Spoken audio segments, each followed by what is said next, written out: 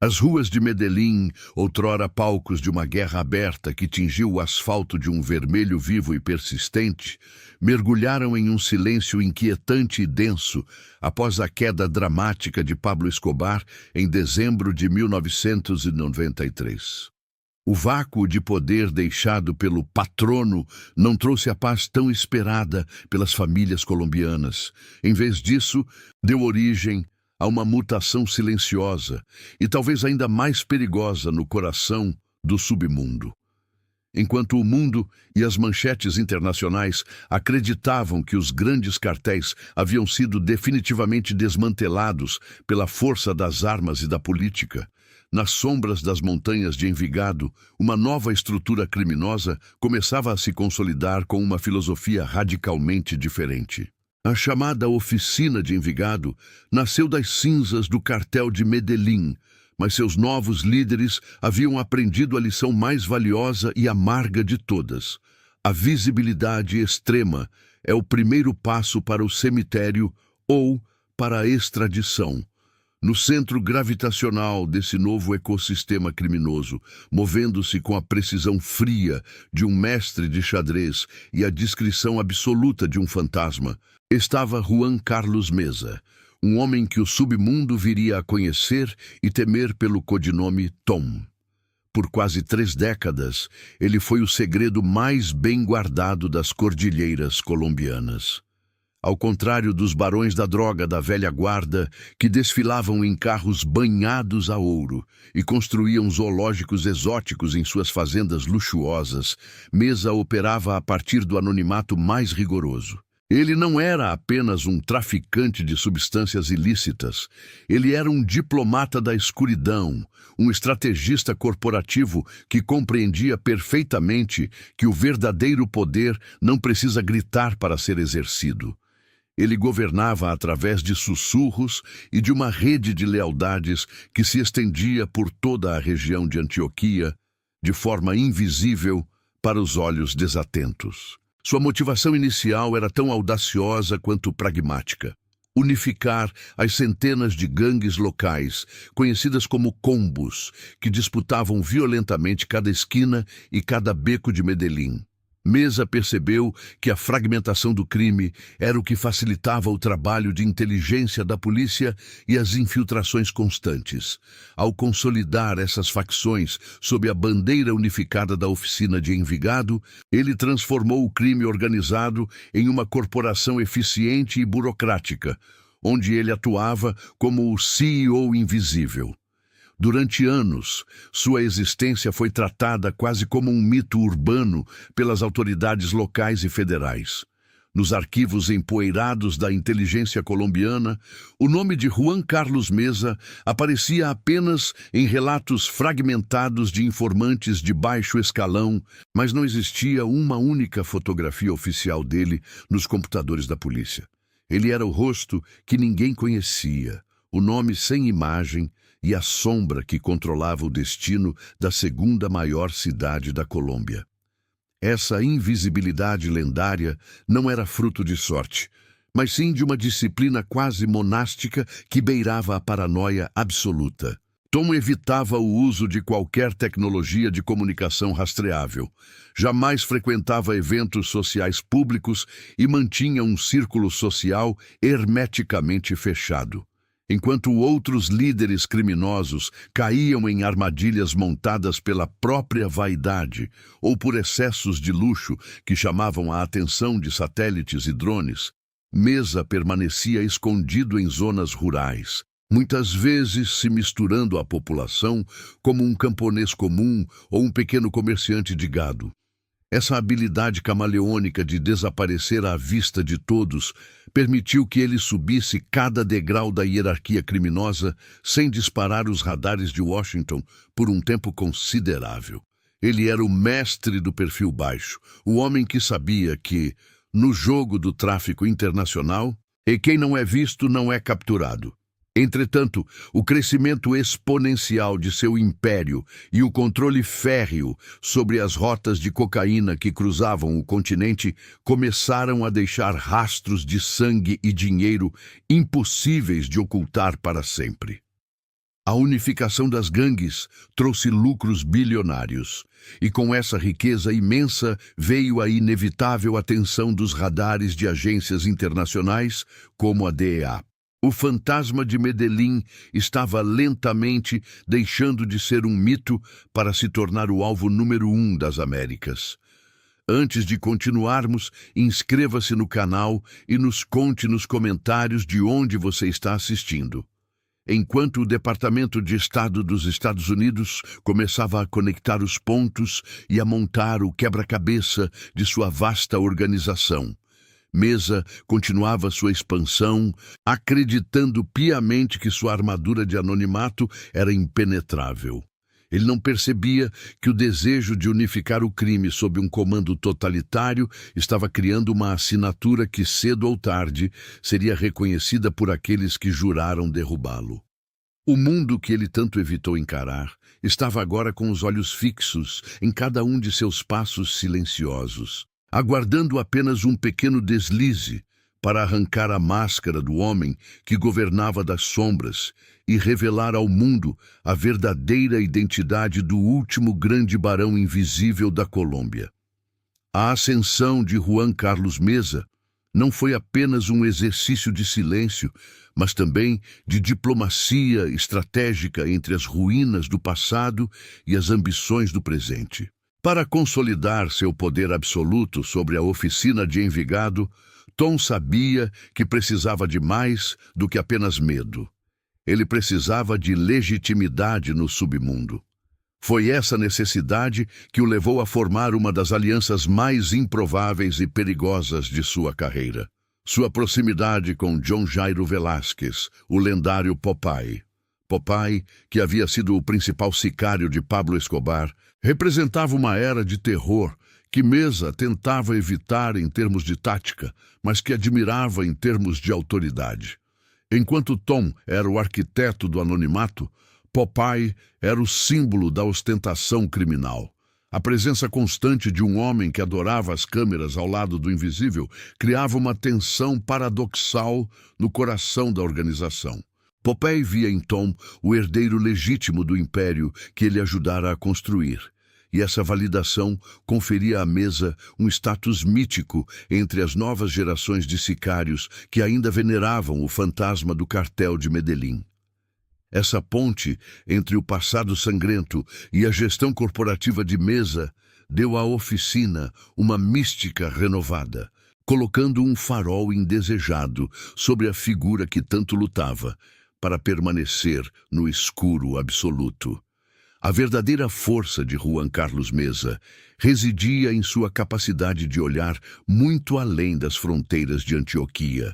Ele não se contentava em ser apenas o dono das comunas de Medellín. Ele queria controlar o fluxo global de mercadorias.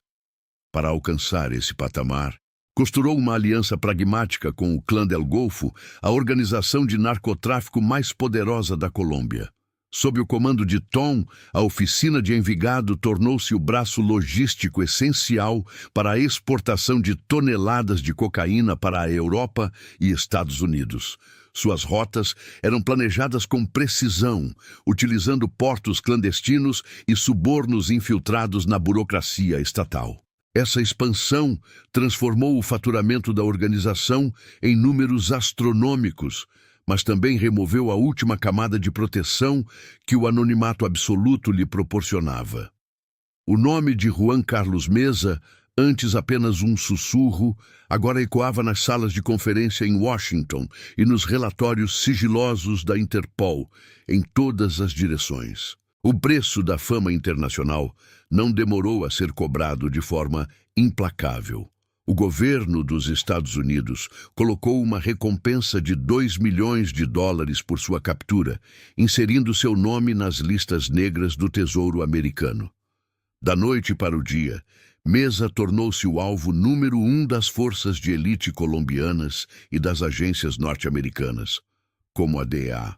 Ter a cabeça a prêmio por esse valor significava que cada subordinado ou aliado próximo poderia ser tentado pela fortuna. O invisível agora tinha um preço público, transformando o mundo inteiro em uma potencial armadilha mortal. A paranoia, que sempre fora sua aliada, começou a se tornar um fardo psicológico exaustivo e debilitante. Ele passou a desconfiar da própria sombra, mudando de esconderijo de forma quase obsessiva, movendo-se sob o manto da madrugada e limitando seu contato humano ao mínimo indispensável para a gestão do império, temendo sempre a traição silenciosa por trás de um sorriso. Apesar da pressão sufocante, um conflito interno começava a corroer a disciplina que o manteve livre por 30 anos. Juan Carlos Mesa vivenciava o dilema do poder. De que serve ser o rei das sombras se ninguém pode ver sua coroa ou reconhecer seu triunfo perante o mundo? O homem que fugiu de fotografias agora sentia a necessidade latente de ser celebrado em sua plenitude. A riqueza acumulada clamava por ser gasta em banquetes e propriedades luxuosas na companhia daqueles que poderiam validar sua grandeza. Esse desejo de reconhecimento, o pecado da vaidade, começou a abrir fendas em sua blindagem. Tom começou a permitir-se luxos perigosos, a organizar reuniões presenciais e a acreditar que sua inteligência o tornava imune aos erros comuns. O excesso de confiança estava se infiltrando em suas decisões. Ele sentia que havia vencido o sistema por tanto tempo que o perigo agora parecia uma abstração distante. No entanto, o destino de um barão é selado por um único momento de relaxamento, uma celebração inofensiva que serviria como o convite final para sua queda. O cerco estava sendo montado por fios invisíveis de inteligência tecnológica especializada que aguardavam apenas o menor sinal de vaidade para finalmente agir e encerrar seu reinado sombrio. A Operação Agamenon não era apenas uma mobilização de força bruta, mas uma sinfonia de inteligência tecnológica e paciência estratégica que começou a desmantelar o mito do invisível. Centenas de homens da elite policial colombiana foram destacados com um único objetivo: localizar o homem que, por 3 décadas, fora apenas uma sombra persistente nos arquivos de inteligência. Enquanto Juan Carlos Mesa, o Tom, acreditava estar protegido por camadas espessas de burocracia criminal e lealdades compradas com sangue e dinheiro, o cerco eletrônico começava a se fechar de forma implacável. Aviões de reconhecimento, equipados com sensores de calor e interceptadores de sinais de última geração, sobrevoavam as densas montanhas de Antioquia, varrendo cada frequência de rádio e cada pulso de telefonia móvel que pudesse indicar uma comunicação anômala.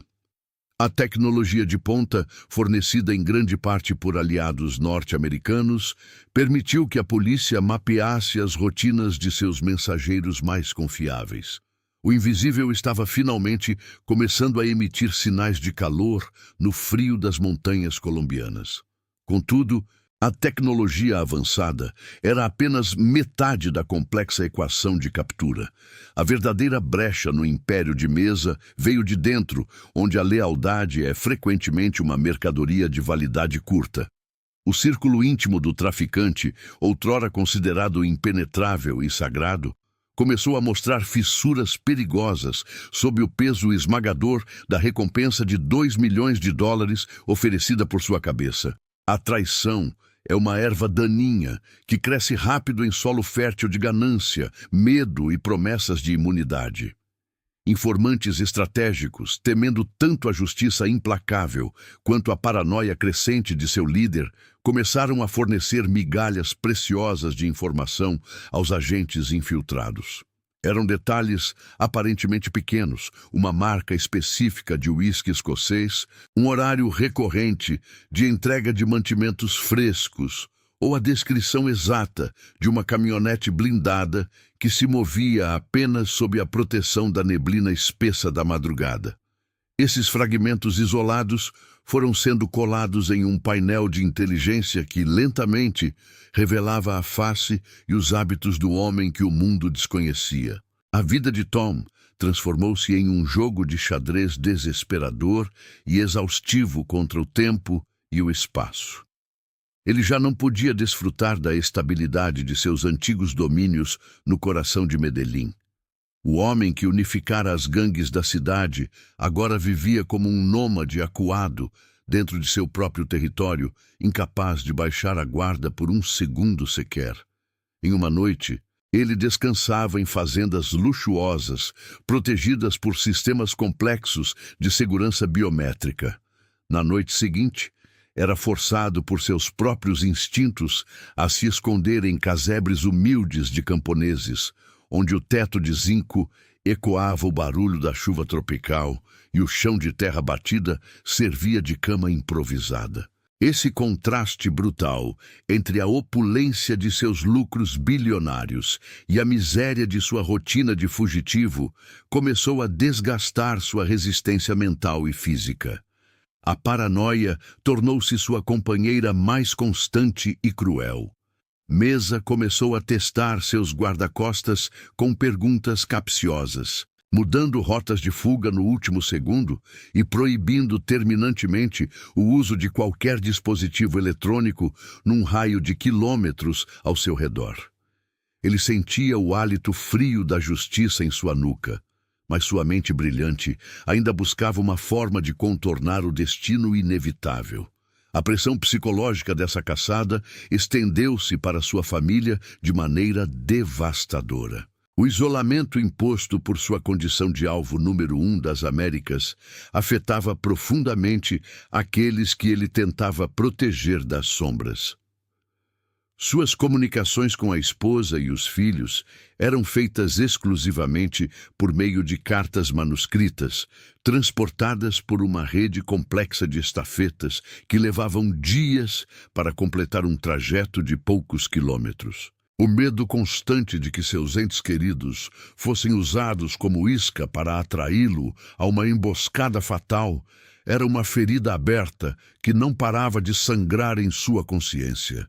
Cada sirene ouvida à distância e cada helicóptero que cruzava o horizonte eram interpretados como o sinal do fim. O barão da oficina de Envigado estava agora preso em uma gaiola psicológica, onde o silêncio absoluto era interrompido apenas pelos próprios pensamentos acusatórios sobre quem, entre seus homens mais próximos, seria o primeiro a vendê-lo para o governo. A tensão atingiu o seu ápice dramático quando uma data significativa surgiu no calendário. O aniversário de 50 anos de Juan Carlos Mesa estava se aproximando rapidamente. Meio século de vida, 30 anos dos quais passados na clandestinidade absoluta, pareciam exigir uma celebração que fizesse jus à sua importância histórica no submundo do narcotráfico.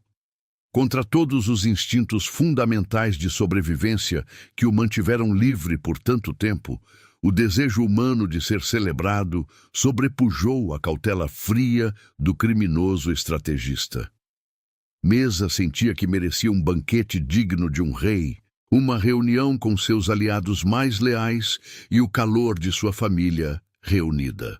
Ele tomou a decisão temerária de ignorar os protocolos de segurança mais rígidos para organizar uma festa em um local paradisíaco, acreditando que sua rede de proteção ainda era infalível. Mal sabia ele que cada convite silencioso e cada detalhe logístico para a celebração estavam sendo monitorados passo a passo pela inteligência da Operação Agamenon. O erro fatal estava sendo cometido. Tom estava prestes a trocar sua preciosa invisibilidade por uma única noite de glória, sem perceber que o banquete de luxo seria servido diretamente para os seus próprios captores, que aguardavam o momento exato para agir. A casa de campo em El Peñol, debruçada sobre as águas azul turquesa da represa de Guatapé, parecia um refúgio de paz absoluta, longe da poeira e do caos de Medellín. Naquela noite, porém, a serenidade da paisagem de Antioquia era apenas uma máscara para a celebração mais perigosa da década. Juan Carlos Mesa, o Tom, Completava meio século de uma existência forjada na invisibilidade e na astúcia. Para ele, atingir os 50 anos era um feito que desafiava a estatística mortal do crime colombiano, uma vitória pessoal contra o destino que ceifara tantos de seus predecessores. A mansão estava iluminada como um farol de triunfo, cercada por jardins impecáveis e protegida por anéis de segurança que ele considerava intransponíveis, compostos por homens armados até os dentes e leais até a última gota de sangue. Dentro dos muros, o ar estava carregado com o aroma de carnes caras, perfumes importados e o som vibrante de grupos musicais de vallenato contratados para cantar as glórias de um homem que poucos conheciam o rosto, mas todos temiam o nome. Entre os convidados circulava uma figura que personificava o passado sangrento da Colômbia, João Jairo Velásquez, o infame Popeye. A presença do antigo braço direito de Pablo Escobar naquela festa era um anacronismo perigoso, um elo incômodo entre a velha guarda do cartel de Medellín e a nova ordem corporativa e silenciosa estabelecida pela oficina de Envigado. Enquanto Popeye contava histórias de eras passadas, sob o efeito de uísques envelhecidos, gesticulando com a confiança de quem já não tinha nada a perder, Mesa o observava com uma mistura de respeito nostálgico e desprezo silencioso. A vaidade de Popeye, seu amor pelos holofotes e sua busca incessante por relevância midiática eram o oposto exato de tudo o que Tom havia construído para sobreviver. No entanto, naquela noite de celebração, Mesa permitiu-se o luxo inédito de baixar a guarda. Ele estava rodeado por mulheres elegantes, amigos de infância que o conheciam antes de ele ser um fantasma e seus colaboradores mais próximos, todos imersos na ilusão de que a proteção daquela fortaleza isolada seria suficiente para manter o mundo exterior e a lei a uma distância segura. O contraste dramático entre a opulência interna e a realidade externa não poderia ser mais nítido ou mais cruel. Enquanto risadas ecoavam nos salões decorados com mármore e brindes, eram feitos ao futuro de um império que parecia inabalável. A poucos metros dali, a vegetação densa e úmida das montanhas de Antioquia abrigava um pesadelo silencioso e letal. Operadores da elite policial, camuflados com perfeição e movendo-se com a lentidão calculada de predadores invisíveis, fechavam o cerco. A Operação Agamenon estava em sua fase final e mais crítica de execução. O silêncio da mata era apenas interrompido pelo ruído quase imperceptível de rádios digitais, altamente criptografados, e o clique metálico de armas de precisão, sendo preparadas para o pior cenário.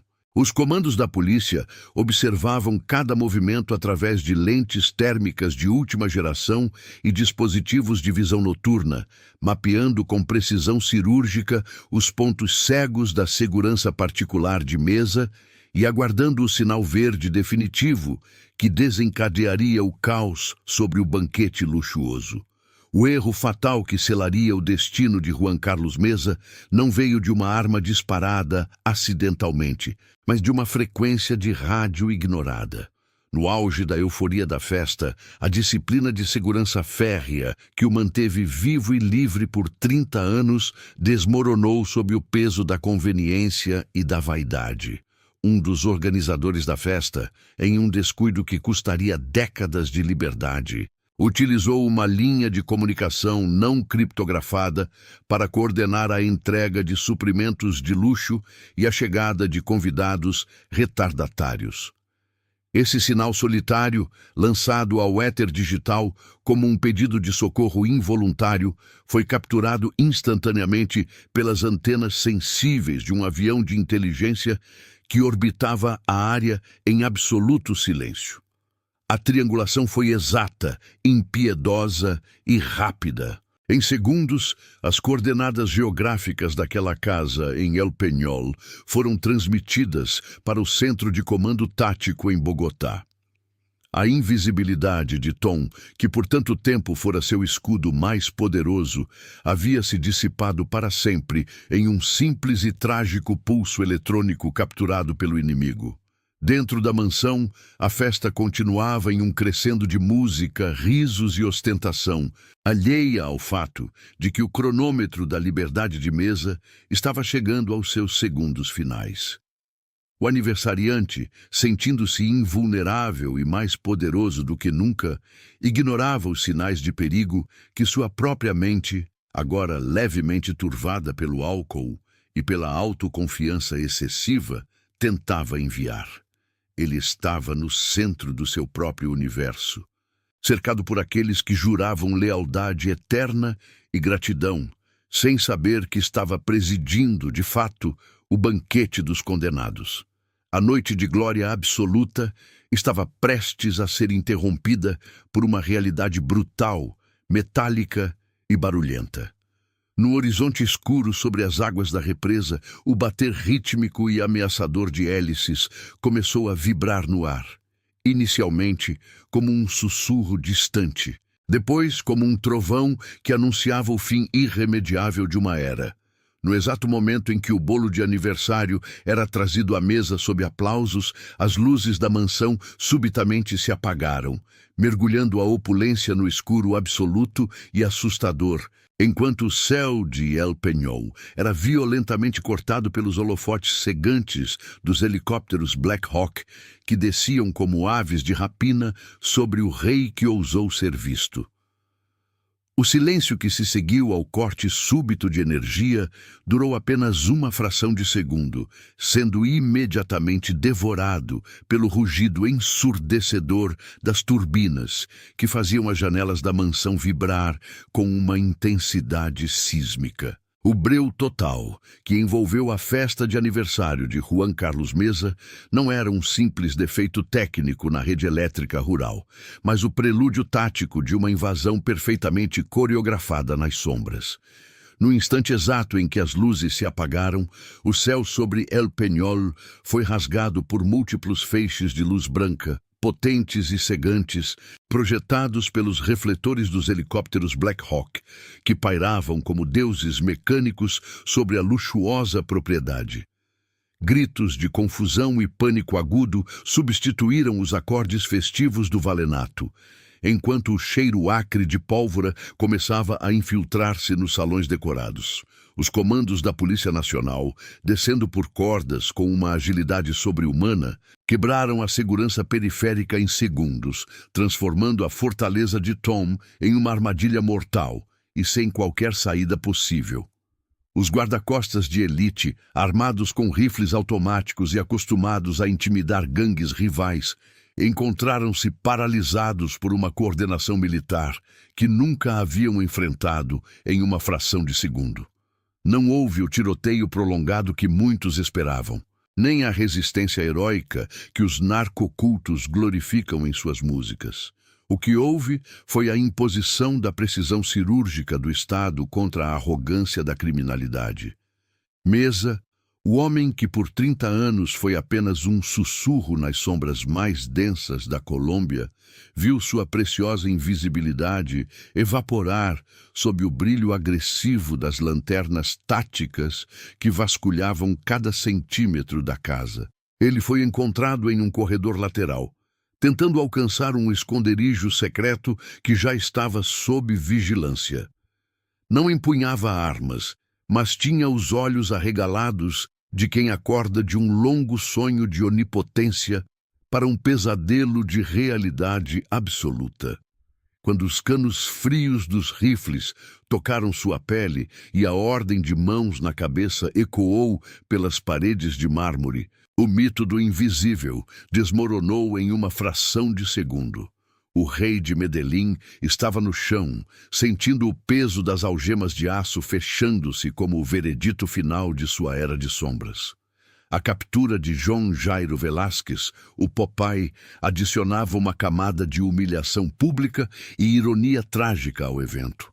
O ex-sicário de Pablo Escobar, que tanto se orgulhava de sua suposta reforma e de sua vida como uma figura mediática do submundo, Foi encontrado em meio aos destroços do banquete, cercado por garrafas de uísque e convidados atônitos que agora serviam apenas como testemunhas de sua queda. A visão de Popeye sendo algemado novamente, ao lado de um dos criminosos mais ativos e procurados do mundo, destruía qualquer narrativa de redenção que ele tivesse tentado construir diante das câmeras. Para os oficiais da Operação Agamenon, a sua presença era um bônus simbólico. A prova de que as linhagens do crime colombiano, embora tentassem se modernizar, permaneciam presas ao mesmo ciclo vicioso de violência e ostentação. Popeye parecia envelhecer décadas, em poucos segundos, sob a luz fria das lanternas, enquanto Mesa mantinha um silêncio sepulcral, consciente de que sua festa de aniversário havia se tornado o funeral de sua liberdade. Enquanto os prisioneiros de alto valor eram retirados sob guarda pesada, a mansão transformava-se em um vasto laboratório forense. A busca minuciosa revelou que a luxuosa casa de campo era, na verdade, um centro de comando móvel de alta complexidade nas sombras. Dispositivos de comunicação criptografada, laptops protegidos e cadernos de contabilidade detalhando as rotas de tráfico internacional foram apreendidos em quantidades massivas. Aqueles documentos eram o mapa físico e digital do império que Mesa acreditava estar seguro sob o manto da discrição. A imagem de Tom, agora despido de sua aura de invulnerabilidade e cercado por oficiais que tratavam sua captura como um troféu épico, circulava pelos canais de segurança global. Ele já não era o fantasma que controlava o destino das comunas. Era apenas um prisioneiro vulnerável cujo erro de vaidade o entregou diretamente aos seus perseguidores mais persistentes. A queda de Mesa repercutiu com força em Bogotá e Washington. O homem que desafiara a justiça por 3 décadas através do anonimato estava agora diante do abismo que mais temia desde o início de sua carreira. Enquanto era escoltado para o helicóptero, Tom olhou uma última vez para a paisagem de El Peñol, onde o luxo de sua festa pessoal jazia em ruínas sob a luz da aurora. A celebração de seus 50 anos havia se tornado o marco zero de sua destruição total. O medo, sentimento que ele acreditava ter dominado há muito tempo, agora o consumia por inteiro a cada passo em direção à aeronave. Não era apenas a prisão na Colômbia que o aguardava, mas a sombra gigantesca de um processo internacional. O fantasma de Medellín tinha sido finalmente materializado pela lei, e o horizonte trazia o frio gélido de sua maior provação. O voo sem volta para enfrentar a justiça americana e o pavor da extradição. O barulho dos rotores do helicóptero que transportava Juan Carlos Mesa para longe de El Peñol era o som metálico de um ciclo se fechando para sempre. Ele olhava através da pequena vigia da aeronave, vendo as luzes de Medellín minguarem no horizonte, ciente de que nunca mais caminharia livre por aquelas ruas que um dia pensou dominar em silêncio. A prisão em território colombiano foi apenas o prelúdio de uma agonia administrativa e jurídica que ele sabia ser impossível de vencer. Atrás das grades de uma prisão de segurança máxima em Bogotá, Tom descobriu que o poder que ele exercia nas sombras se evaporava rapidamente quando não havia mais o mistério para sustentá-lo.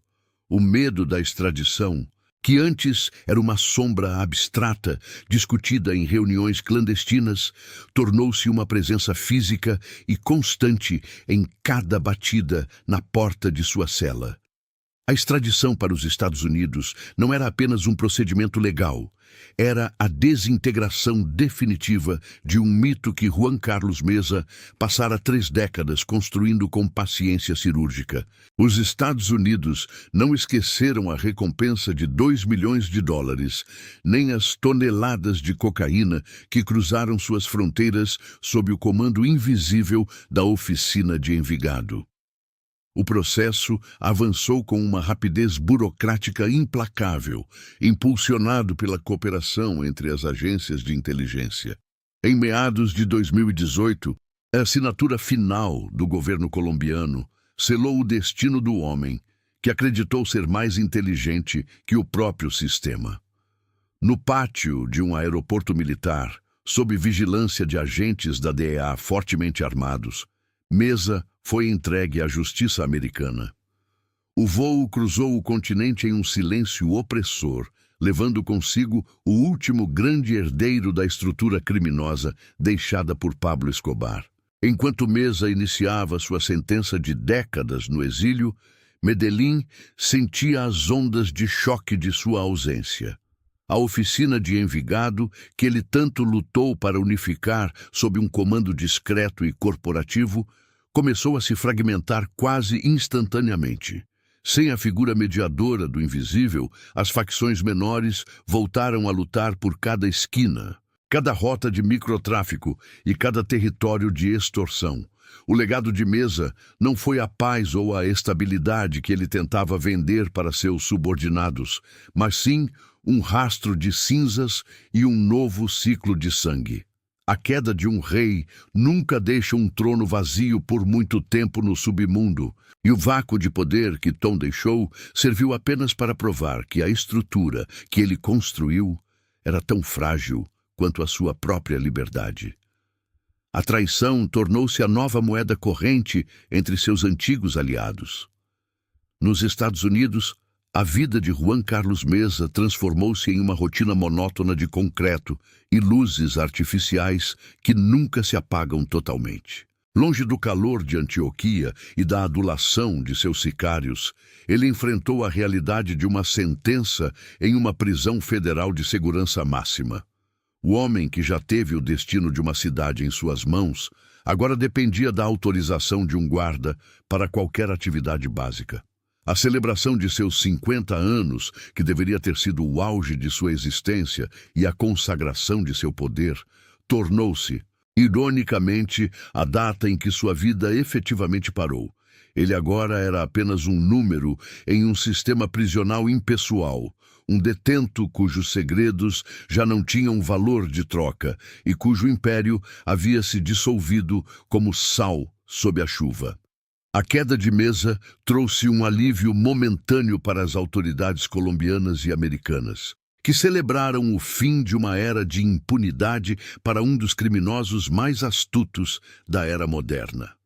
Contudo, a trajetória de Tom oferece uma reflexão brutal sobre a natureza trágica de quem busca o poder através da violência. Ele provou que era possível operar nas sombras por décadas, mas também demonstrou que o desejo humano de ser reconhecido e celebrado é a maior vulnerabilidade de qualquer fugitivo. O invisível acabou materializado pelas suas próprias escolhas, traído pela vaidade de querer ser o centro de um banquete em sua própria terra. A justiça, embora lenta, encontrou a fresta necessária para iluminar o esconderijo que ele julgava impenetrável. No final das contas, o destino de Juan Carlos Mesa serve como um lembrete sombrio para as gerações futuras do submundo. A busca cega pelo poder absoluto, não importa quão estratégica ou silenciosa seja, termina invariavelmente no mesmo lugar, na solidão de uma cela estrangeira ou no esquecimento de uma cova rasa. O rei de Medellín, que por 30 anos evitou as câmeras e os registros, terminou sua jornada como uma lição de moral sobre a futilidade da ambição criminosa. Seu legado de cinzas é o único testemunho que restou de seu império, e o silêncio da prisão federal é agora o único som que acompanha o homem que um dia foi o fantasma mais temido da Colômbia. A história de Mesa termina onde todas as histórias de tiranos terminam, no isolamento total e na certeza de que o poder conquistado pelo medo nunca compra a verdadeira liberdade.